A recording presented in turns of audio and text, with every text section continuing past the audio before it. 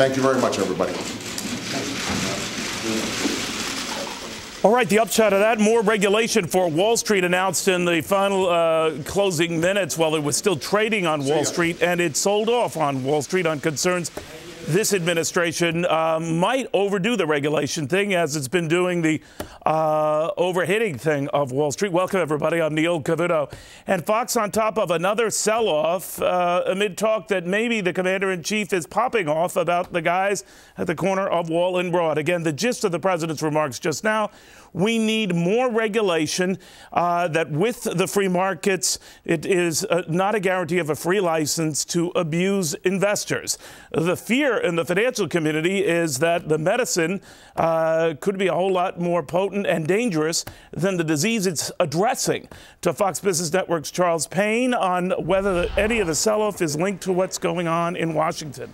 Charles, what do you think? Well, Neil, it's much more than a coincidence. Every single time now that President Obama speaks, the market nosedives. President Obama has declared war on Wall Street, and in the process, what he's done is he's tried to make Wall Street, seem like it's a sinister plan, that they're against him, and that somehow these guys on Wall Street are actually manipulating this, and they don't care if millions of Americans lose all of their money in their 401ks, that they're trying somehow to pressure the market down to make the president look bad, when in fact, every time he opens his mouth, the market falls apart, because we're not talking about regulations here. We're not talking about trying to right wrongs. We're talking about punitive punishment here, the type of punishment that will make us a less competitive society. Now, you and I have talked about this. Sometimes Wall Street can be very bipartisan on this issue. When you get the government involved to the degree it has, it started really selling off en masse last September when we had President Bush's financial rescue first being announced. Still, having said that, there was a lot in the president's speech last night that seemed to echo what you just said. This is just some of what the president had to say last night that kind of pounds on some of Charles's points. Have a look. I will not spend a single penny for the purpose of rewarding a single Wall Street executive. It's not about helping banks, it's about helping people. CEOs won't be able to use taxpayer money to pad their paychecks or buy fancy drapes or disappear on a private jet. Those days are over. So you think the tone of that is just plain nasty, right? It is it's so mean-spirited. Ironically, during the same presentation, we heard that anger shouldn't be involved in governing. Well, it was all about anger every time the topic of Wall Street came around. And you know what? It's been all about anger from day one. And it's not, Neil, it's not a coincidence that the market continues to fall apart. But what people out there should understand, it's not that the Wall Street guys are pulling strings. Listen, we're looking at companies that have lost billions of dollars in market cap, that they're so weak the government may move in and take them over. They're not even in a position to move the strings anymore. The fact of the matter is people out there are concerned about these changes that are going to make us less competitive as a nation.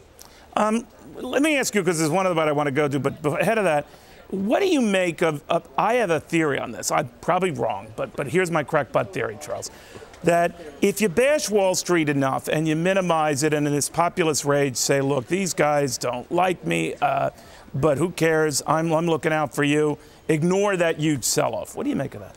Oh, it's been working. President Obama's poll numbers are really good, and the fact of the matter is that the majority of Americans don't understand the stock market, and they have been taught that Wall Street is this little bitty place that controls the world, and that it's an evil, sinister place. So this works. I mean, it's working for him. He began his campaign 2 weeks ago, 2012. It began, and every time he's in front of the cameras, essentially the first thing he does is assign blame to the guy before him, talk about how much he's inherited, how much bad stuff, as if he didn't want this job in the first place, and then talk about the fact that someone else is trying to harm the system. It's really worrisome, Neil, and the average person out there, I think eventually is going to get it, because, there's someone working in a factory in Ohio that was actually built with money that was raised on Wall Street. There's someone driving to their son's soccer practice today on a highway that was funded by money that was, created on Wall Street. The fact of the matter is, in the State of the Union address, the president did talk about the credit markets, but he didn't give credit for the fact that it generates through Wall Street, and that's how we keep the blood circulating, the financial blood in this country. Well, he said a lot, and last night we were covering this, as I was for Fox Business Network, and Charles, you and I agree that if you don't have that network, you really should demand it. But one of the remarks that really caught my attention, Charles, was how he referred to these banks' bailouts. I think incorrectly. Have a listen. Wall Street may be more comforted by an approach that gives bank bailouts with no strings attached. Wall Street's been selling off exactly because there have been no strings attached. That right there was the most disingenuous part of the whole thing. You know what? If I was a black belt in karate, I would have to register myself as a weapon. Well, the president is a black belt when it comes to speaking. He knows when he's harming someone or something deliberately. That was a low, vicious blow and so off the mark. Wall Street didn't like the first TARP program because it didn't do what it said it would do. Had nothing to do with strings attached. In fact, I think Wall Street and America doesn't even want the next TARP program, strings or no strings. So to twist that around is so perverted, so crazy. I don't understand it. I really don't know why, if we're trying to heal the nation, why we're going in this direction. All right, Charles Payne, star of FBN, All Things Fox Business. Thank you, my friend. Thanks a lot. Charles Payne. All right, to another.